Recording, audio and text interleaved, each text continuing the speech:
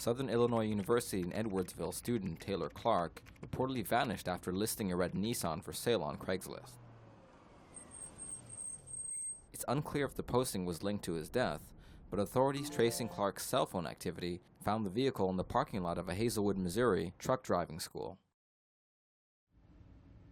His body was found some 400 yards away from the car.